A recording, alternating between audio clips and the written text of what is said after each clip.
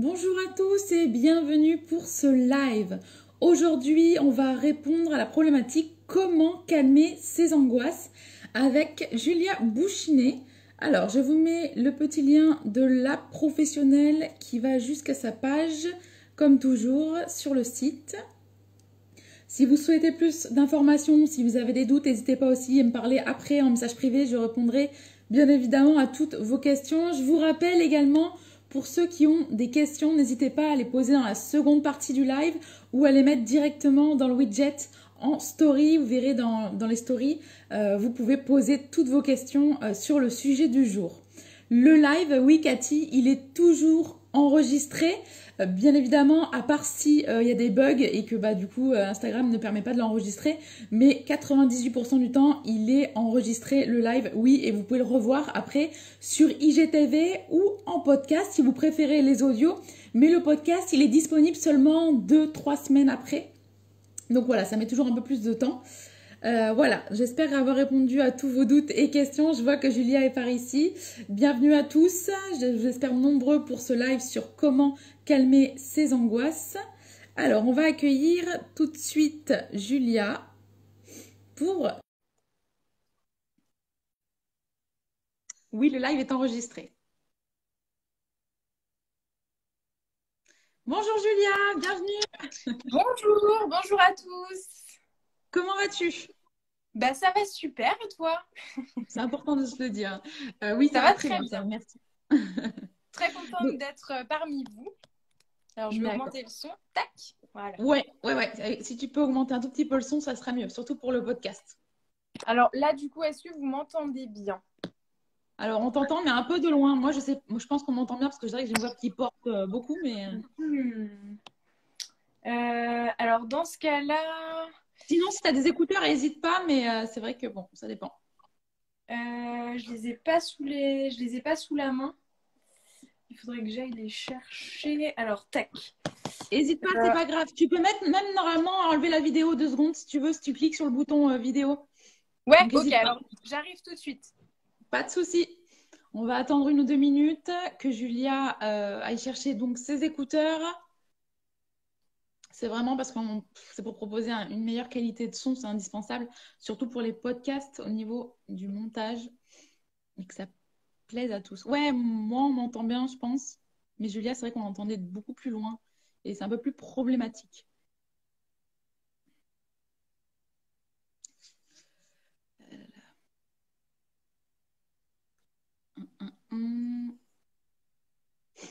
J'espère que vous allez bien. J'espère que vous avez vu aussi toutes les stories qu'on a mis aujourd'hui en cette journée de la violence contre les femmes. C'est important d'en parler. On mettra aussi dans le feed d'autres informations. J'espère que ça vous plaira. Mais avec plaisir, Audrey. Si jamais, Audrey, tu as des questions après par la suite, n'hésite pas. Bon, j'ai trouvé un casque parce qu'il n'y aura pas d'écouteurs ils ont plus de batterie. Donc bon, on vient comme on est. Hein. Le but, c'est de... Vous m'entendez mieux là, du coup? Ouais. Ok, alors, super. Merci, Julia, du coup, d'être présente aujourd'hui pour faire ce live sur comment calmer ses angoisses. Toujours, avant de commencer ce live, je vais te demander de te présenter, s'il te plaît. Oui, bonjour à tous. Donc moi, je suis Julia, je suis coach thérapeute. Et j'aide surtout les personnes sur les thématiques de la culpabilité, de l'hypersensibilité et bien sûr tout ce qui en découle, donc l'angoisse, l'estime de soi, la confiance en soi, la somatisation aussi. L'objectif c'est toujours que vous soyez aligné avec une vie qui vous convient, hein, qui vous épanouit pleinement. Merci Julia. Alors sache déjà que les angoisses, c'est quelque chose qui parle à beaucoup de personnes. Il y a déjà beaucoup de questions en story qui ont été posées et je ne sais pas si tu as vu les commentaires, mais il y a beaucoup d'engouement, il y a beaucoup de questions, sur le sujet. J'ai pas encore regardé les commentaires. Par contre, j'ai travaillé sur plusieurs questions qu'on on avait vu ensemble au préalable. Donc, effectivement, j'ai travaillé sur le sujet. Donc, ravie de pouvoir vous transmettre des infos précises. D'accord, merci Julia. Alors, Julia, je te demande, est-ce que tu peux nous dire c'est quoi une angoisse? Ouais. Alors, l'angoisse, en fait, c'est un état. c'est un état de mal-être dont la cause, en fait, elle est inconnue.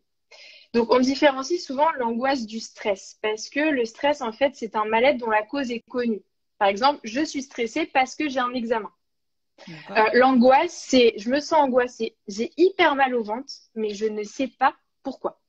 Et c'est d'ailleurs ce qui différencie, par exemple, l'animal d'un humain, c'est que l'animal, il va être angoissé ou stressé au contact, par exemple, visuel de quelque chose. Je ne sais pas si son maître, par exemple, peut être un peu agressif, etc. Il va avoir les oreilles en arrière en voyant le maître. Nous, l'humain est prédisposé à être angoissé, même dans un environnement très sécurisé.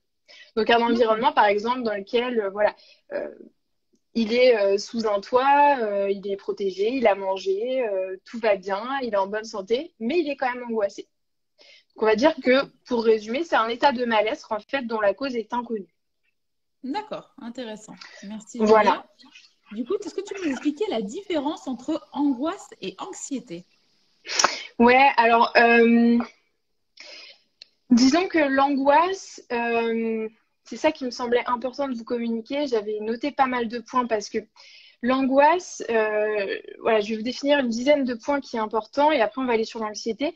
L'angoisse, ça va être un sentiment voilà, d'oppression, lié notamment à l'anticipation d'un futur, de quelque chose qui est trop serré, qui est étouffant. C'est aussi une sensation d'être intrusé, d'être dérangé fréquemment dans notre espace vital, d'être étouffé, d'être dans quelque chose qui est trop serré pour nous en fait. Ça peut être aussi l'anticipation d'un danger non identifiable et donc on est dans un état d'hypervigilance. On va regarder un petit peu tout ce qui se passe à droite à gauche pour tenter d'expliquer ce qui se passe à l'intérieur de nous. En tout cas, ce qu'il faut garder de l'angoisse, c'est vraiment un état de resserrement. Le sentiment d'être limité, d'être restreint dans notre espace vital, d'être comme piégé, ligoté et dans quelque chose qui est de l'ordre d'une très grande insatisfaction. Donc, l'angoisse nous amène à mettre de côté nos besoins personnels au profit souvent du regard de l'autre. Comment je dois me conditionner ou m'adapter pour satisfaire les autres et du coup plaire, entre guillemets. C'est aussi une peur de l'avenir.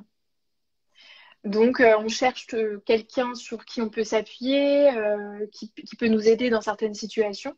En tout cas, c'est une attente inquiétante et oppressante. D'accord. L'histoire de l'anxiété, c'est plus donc elle se rapproche beaucoup, hein, l'angoisse et l'anxiété, mais l'anxiété, c'est plus une peur profonde de l'inconnu, en fait. Donc, quelque chose, un inconnu qui se rapproche d'un état de flou total, quoi. Donc là, pour le coup, l'anxiété peut provoquer tout ce qui est maux de tête, des chaleurs, des crampes, des palpitations, toutes ces choses-là. Mais ça reste une cause qui est non identifiable, en fait, qui est inconnue. Voilà. Donc, disons, quand on souffre d'anxiété, on peut vivre ce qu'on appelle le frisson de l'angoisse, cette peur-là. J'ai peur, mais je sais pas pourquoi. Voilà. Est-ce que ça répond à ta question? Oui. Il y a Chloé d'ailleurs qui rebondit, qui nous dit justement, est-ce qu'on peut faire de l'angoisse et de l'anxiété en même temps? C'est une bonne question. Je dirais que oui. Je me suis jamais posé cette question pour être honnête, mais je dirais que oui. Moi, voilà, sur un plan pratico-pratique, en séance, etc., moi, je parle beaucoup d'angoisse, moins d'anxiété, parce que pour moi, c'est quelque chose qui est très lié. C'est-à-dire que angoisse et anxiété, dans tous les cas, c'est un avenir ou un futur qui nous emprisonne, qui ne permet pas de respirer, qui nous étouffe, si je peux le dire comme ça. D'accord, merci Julia. Du coup, pourquoi il y a certaines personnes qui se sentent toujours angoissées? Alors, déjà, ça, c'est un point que j'avais noté qui me semble important. C'est que l'humain est prédisposé à l'angoisse. C'est-à-dire que quand on naît, un bébé qui naît, la première chose qu'il ressent, c'est de l'angoisse. De l'angoisse notamment de ne pas pouvoir survivre, de l'angoisse par la suite, voilà, de ne pas réussir à gérer ses pulsions et de mettre à mal la relation à sa mère, l'angoisse de mort aussi. Donc en fait, l'humain est complètement prédisposé à l'angoisse. Donc c'est quelque chose de normal. Maintenant, effectivement, il y a des humains qui vont être plus... donc, il y a 3 langages de la souffrance humaine, 3 grands langages. C'est la culpabilité, l'angoisse et l'agressivité. Je le dis tout le temps parce qu'en fait, c'est vraiment des bases hyper importantes. Et donc, il y a des humains qui vont beaucoup angoisser, d'autres qui vont énormément ressentir d'agressivité, d'autres qui vont culpabiliser, sachant que les trois s'auto-alimentent. Mais on va dire que voilà, chacun a un petit peu son langage névrotique particulier. Maintenant, ça s'explique par plusieurs choses, hein. Pourquoi certaines personnes se sentent toujours angoissées? Eh bien, je dirais qu'il y a plusieurs points. Il y a d'abord l'héritage transgénérationnel, l'héritage familial, parce que l'angoisse, ça se transmet de génération en génération, on va dire comme ça. Sachant qu'on parle de langage phobique. Quelqu'un qui est angoissé a ce qu'on appelle une névrose phobique. Et donc, la névrose phobique, voilà, ça va s'alimenter toujours des angoisses. Il y a la peur de l'inconnu, la peur de l'extérieur, l'extérieur est dangereux, toutes ces choses-là. Et donc, ça se transmet. C'est très contagieux, en fait. Donc, il y a déjà, je dirais, de 1, l'environnement familial dans lequel on a grandi. Ça se transmet. De 2, je dirais le vécu de la personne. C'est-à-dire que voilà, il y a une personne qui va pouvoir connaître des épisodes très dramatiques dans son enfance. Je pense par exemple si voilà un enfant qui a perdu un être cher très tôt dans sa vie, qui a été confronté à cet inconnu, à ce vide profond, va peut-être avoir beaucoup plus d'angoisse, l'angoisse d'un futur dans lequel il peut y avoir de l'inconnu, plutôt qu'un enfant par exemple qui aura grandi de manière un petit peu naïve, avec voilà, des papillons dans le ventre, des papillons dans les yeux, et pas ces problématiques très lourdes à affronter. Bien sûr. Je dirais qu'il y a aussi l'entourage, bien entendu, parce que comme on l'a dit, voilà, il y a les parents quand on est, il y a le système dans lequel on grandit, mais il y a aussi l'entourage par la suite. Est-ce que j'ai des personnes qui souvent, quand je leur parle de quelque chose, ça m'angoisse, quoi, parce qu'elles me font peur, au lieu de me rassurer et de m'écouter, elles me transmettent ce qu'on appelle la boule noire, quoi, et tac, j'ai mal au ventre. Donc ça, c'est hyper important. Ça joue un rôle très, très important. Il ne faut pas oublier qu'on devient les 5 personnes qu'on fréquente le plus. C'est vrai. Ensuite, j'ai 3 autres points qui sont importants. C'est la vie que la personne angoissée mène. C'est-à-dire qu'on passe le plus de temps de notre vie à travailler. Enfin, pas le plus de temps, mais dans notre journée, voilà, on va dire de 9h à 17-18h, on est au boulot.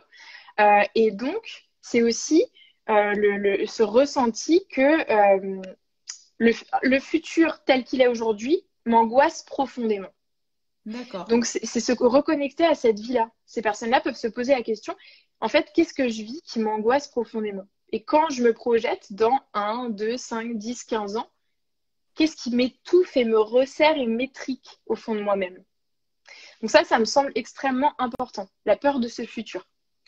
Ensuite, il y a aussi un point primordial, c'est l'état énergétique. On est des grandes antennes énergétiques, et donc voilà, quand on vit des expériences, on a comme une couche énergétique autour de nous, et moins on est dans l'amour, plus on est dans la peur, dans la colère, et plus notre couche énergétique elle se resserre, et plus on devient fatigué, et moins notre énergie est bonne, et plus on a d'angoisse.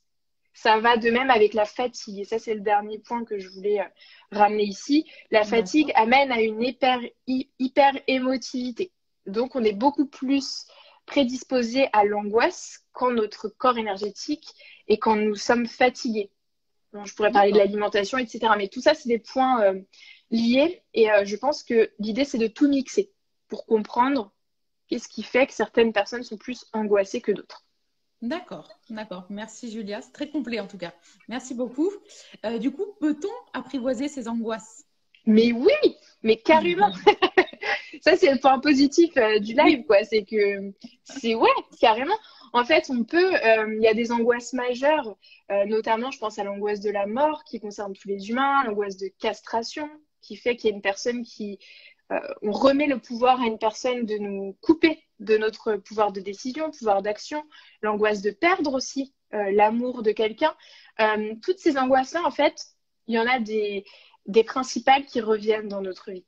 Et quand on arrive à analyser C'est pour ça que j'encourage toujours à faire un travail, bien évidemment, puisque moi-même, pour moi-même, je fais toujours un travail psy qui me permet de comprendre pourquoi là, j'ai une angoisse profonde.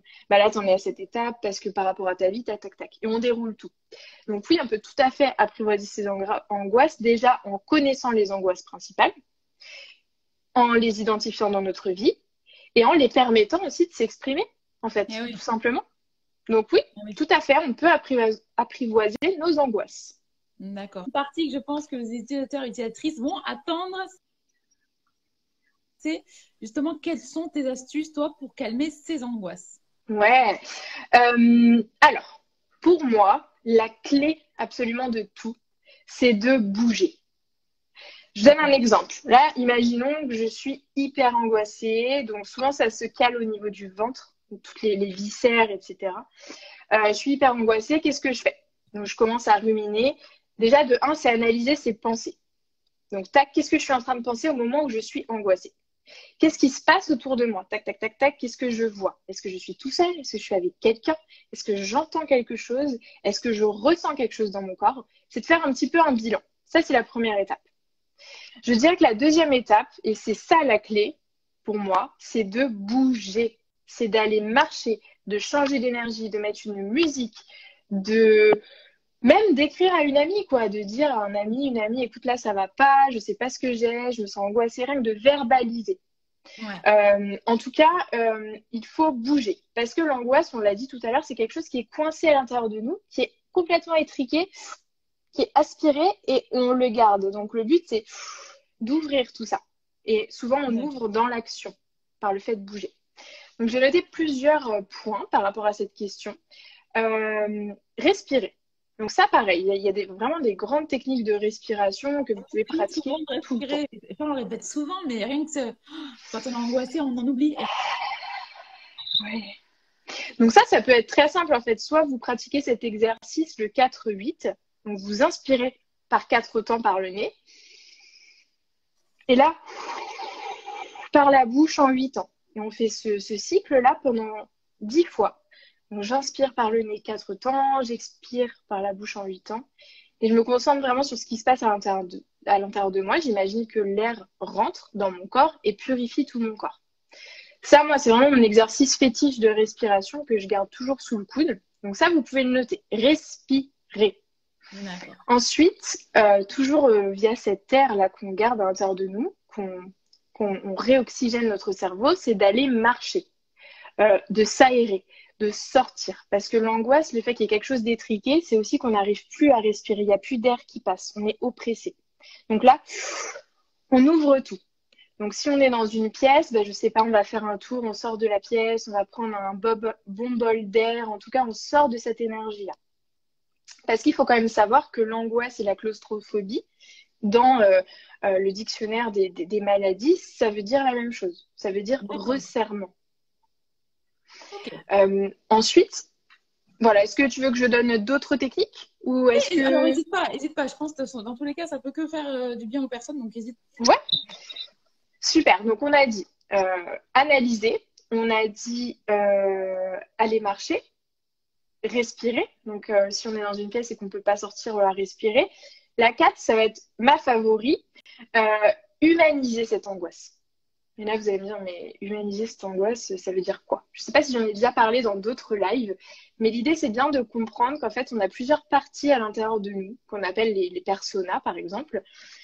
Donc, il va, oui, y avoir peut-être cette partie-là angoissée, cette partie-là super heureuse, cette partie-là hyper en colère.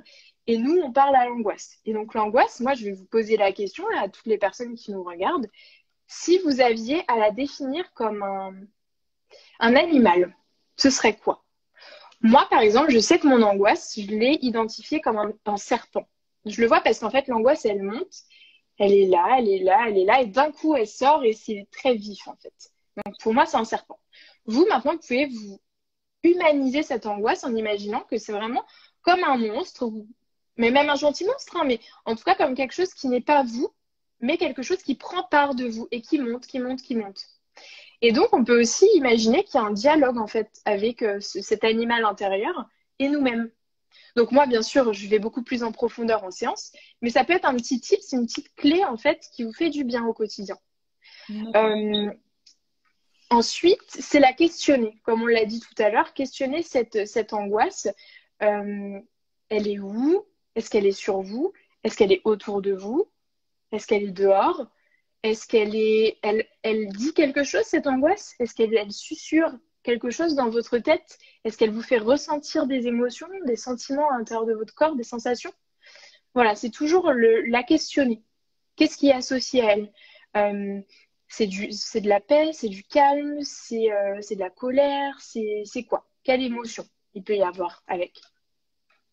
Ensuite, il peut y avoir aussi tous les exercices psychocorporels, c'est-à-dire, il y en a un qui est super, ça va être de mettre ce que vous pensez par écrit. Donc, par exemple, vous analysez que vous êtes angoissé, vous dites, OK, donc j'ai mal au ventre. OK, qu'est-ce que je pense dans ma tête ou qu'est-ce que j'ai pensé juste avant? Je sais pas, j'ai pensé que j'en ai ras-le-bol de cette relation avec telle personne. OK, donc j'en ai marre de cette relation avec telle personne. Tac, vous pouvez barrer cette phrase-là, en fait, et noter ce que vous voulez vivre à côté. Vous barrez la phrase, vous indiquez faux. En majuscule, faux. C'est pas vrai. Ce que je suis en train de me raconter, c'est pas vrai. Et vous mettez ce qui est à la place. J'adore cette relation ou je veux cultiver des relations saines. Le but, c'est de switcher d'énergie. Et ça, tout de suite, c'est un aspect psychocorporel qui est très fort. Et plus généralement, voilà, le dernier tip que je peux vous donner, bien entendu, c'est de vous faire accompagner. Parce que seul, on peut identifier des choses, c'est sûr, mais avec quelqu'un qui a un regard différent de nous, qui voit notre histoire de vie, qui voit tout le déroulé de notre histoire, des enchaînements, eh bien, on va pouvoir analyser la cause et donc faire remonter à la source et éliminer naturellement. Je ne vous dis pas que vous aurez plus jamais d'angoisse. Moi-même, ça fait 7 ans que je travaille activement sur moi, j'ai encore des angoisses parfois.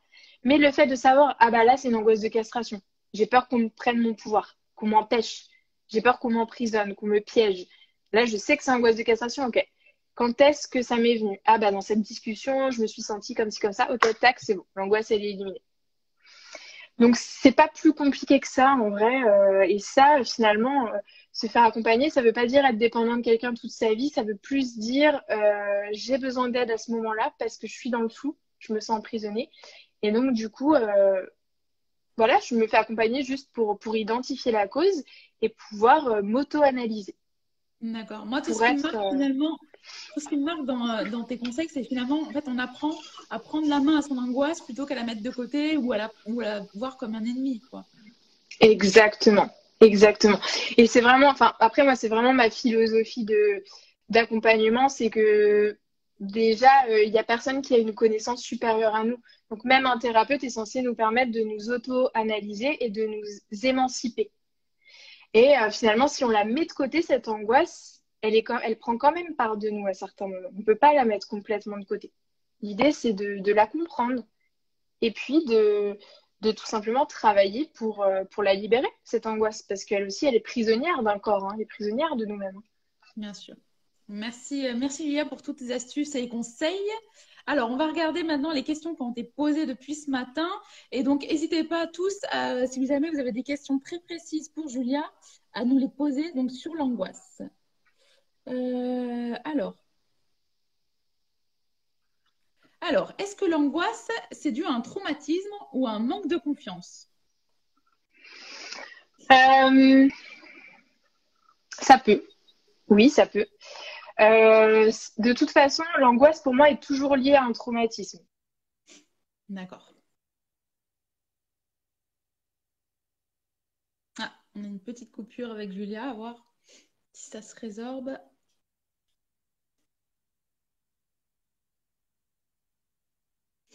Alors, Julia, est-ce que tu m'entends à tout hasard?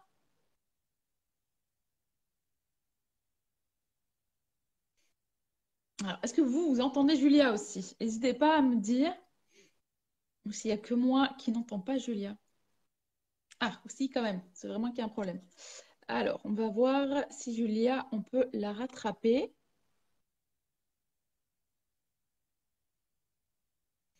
On va se reconnecter tout de suite avec Julia. Ne t'inquiète pas, j'arrive.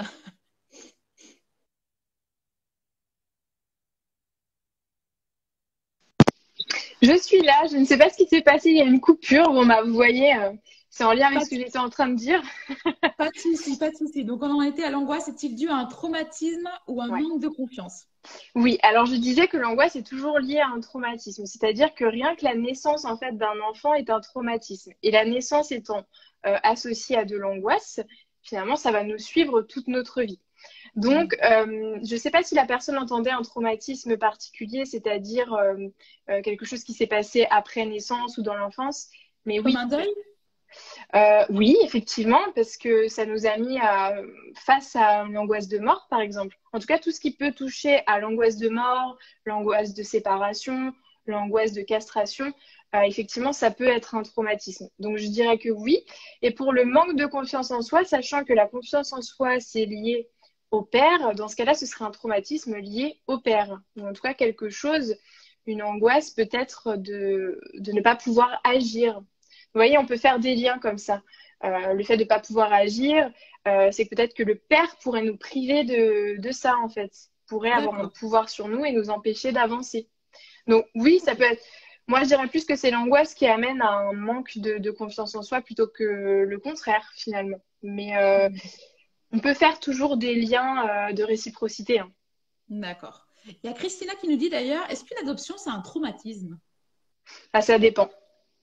En fait, ça dépend parce que l'enfant, si déjà il a des informations, s'il comprend, si on lui explique, et si il a ces deux ingrédients fondamentaux qui font qu'il développe une sécurité affective, ce sera différent de si on lui explique pas, s'il n'est pas bien dans cette famille.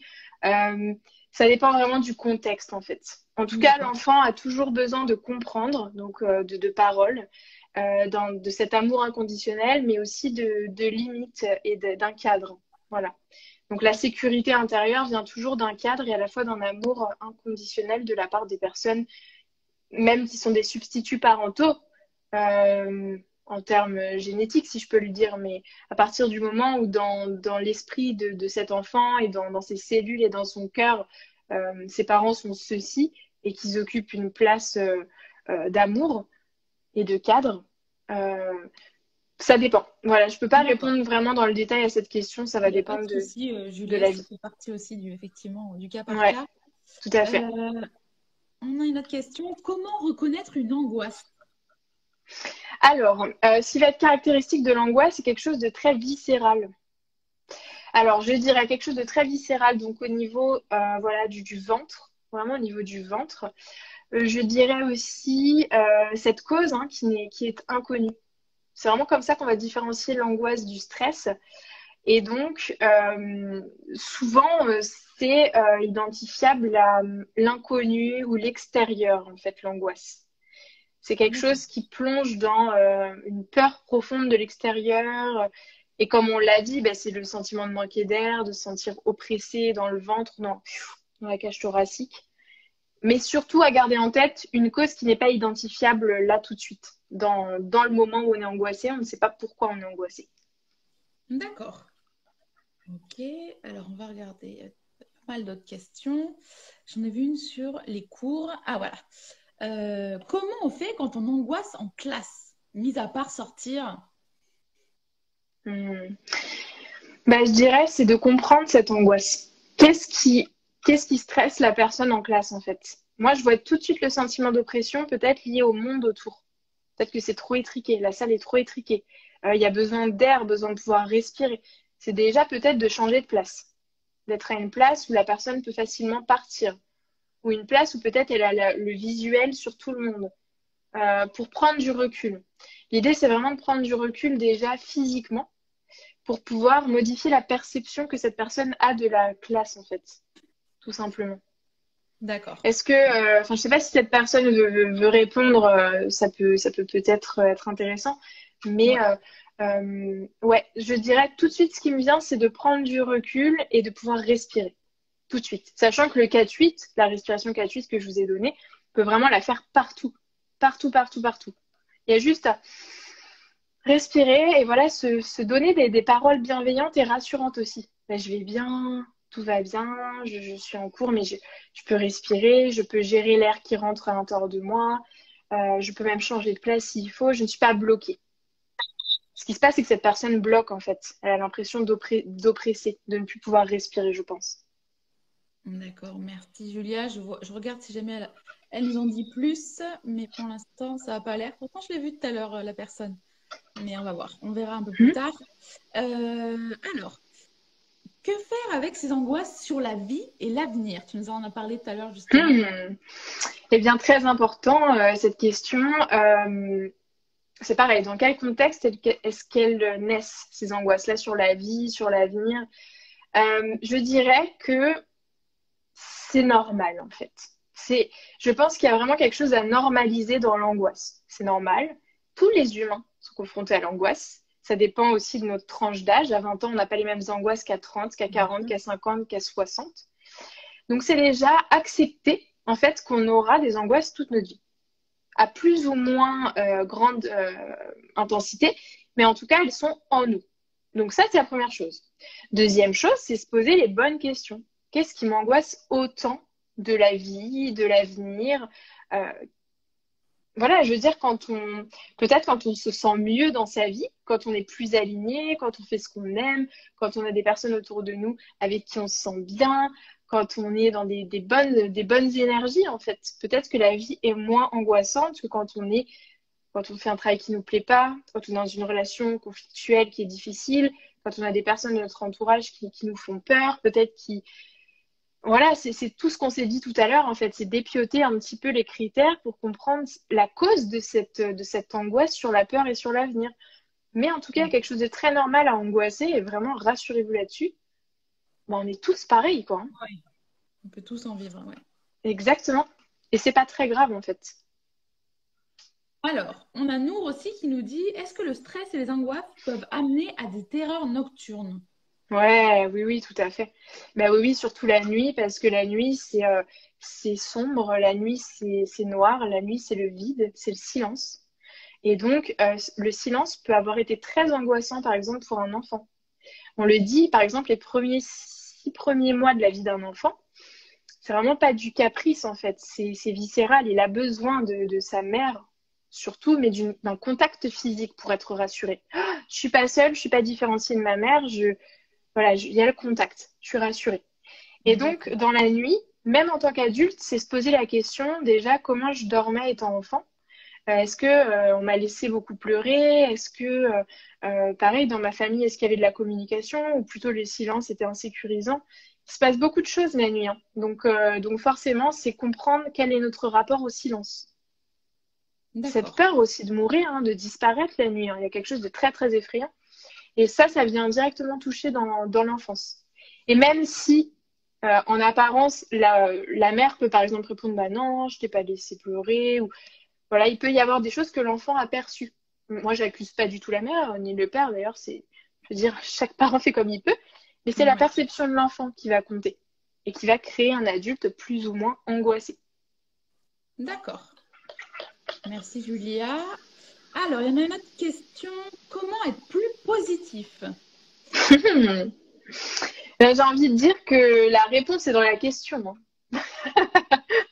Euh, comment être plus positif? Déjà, c'est de manière personnelle, c'est toujours se demander, je sais pas, qu'est-ce qui me fait du bien? Qu'est-ce qui me change d'énergie? Qu'est-ce qui me fait kiffer dans la vie? Moi, par exemple, si je parle, moi, ça va être aller danser, écouter de la musique qui bouge, voilà, dans des bonnes énergies, ça me fait du bien. Et Ouais. donc, pour être positif, ça peut être, est-ce que je peux ramener un peu de ça à l'intérieur de ma vie au quotidien? Si je pense à moi en train de danser, quelles compétences je développe et quelles sont les ressources? Ah bah, je vais dire, je développe de l'énergie, de l'attention, je sais pas moi, de l'apprentissage. Ok. Est-ce que je peux ramener cette partie de moi-même dans ma vie au quotidien? Qu'est-ce que ça donne en fait si je fais ça? Ah bah ouais, c'est vrai qu'au final, je suis carrément plus positive parce que du coup, j'entends la musique dans ma tête, je me vois bouger. Ça peut juste être ça. Et après, c'est éliminer tout ce qui est négatif de notre vie, quoi, tout ce qui nous plombe, tout ce qui nous rend lourd, tout ce qui nous fait du mal et qui dépend de nous. Parce que c'est Mais ça oui, aussi. oui, bien sûr. Souvent, on va souffrir aussi de ce qui se passe autour de nous et pour lequel on n'a pas de prise, quoi. Donc, c'est déjà se désencombrer de ce qui nous fait du mal et amener cette version de nous-mêmes qui en kiffe dans certaines voilà, certaines situations de vie à l'intérieur de notre vie quotidienne. Mais ça, pareil, c'est un travail, mais vous pouvez vous exercer hein, à faire l'exercice. Bien sûr. Merci Julia. On va faire une dernière question parce qu'il y en a beaucoup. Ça me fait toujours de la peine de ne pas répondre. Enfin, que tu ne répondes pas. Alors, Sachant que vous pouvez me poser pareil les questions sur mon compte, hein, si vous voulez. exactement. Alors, on a Marc qui nous dit comment subvenir à une très grosse angoisse d'un enfant de 5 ans par rapport aux animaux. Ça lui entraîne des crises de panique.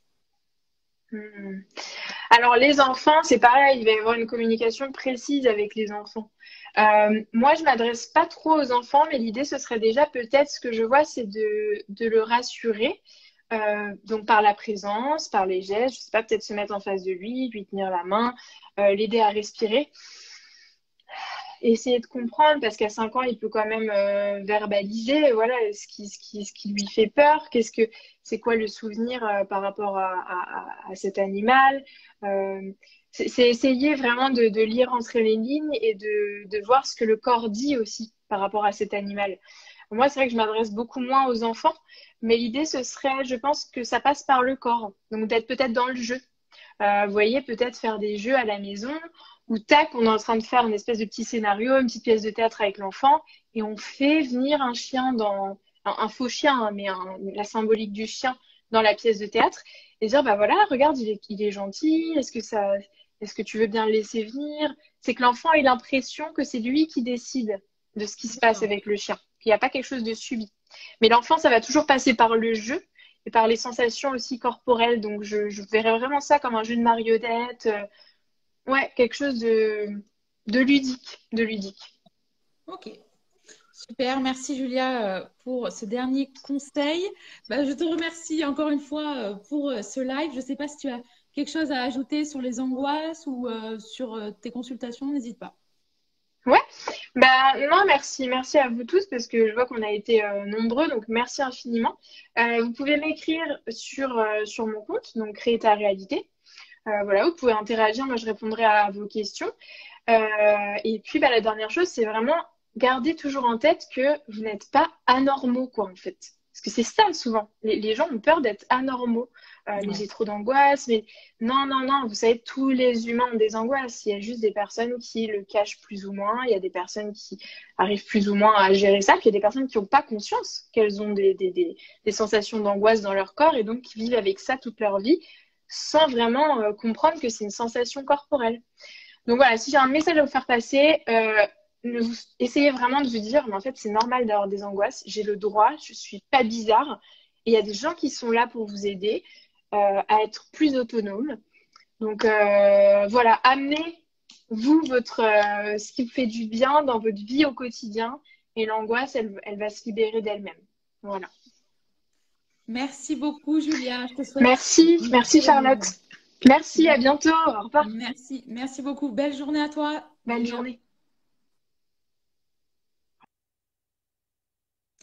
Merci à Julia pour ce live sur les angoisses. Je vous rappelle comme toujours que le titre est toujours en haut, comment calmer ses angoisses. J'espère que ce live vous a plu. Comme toujours, le petit lien de la professionnelle, il est en dessous. Si vous souhaitez l'avoir en message privé, je vous le copie-colle et je vous l'envoie toujours avec plaisir. Merci Linda pour tes compliments. Je les ai vus, mais malheureusement, je ne pouvais pas répondre.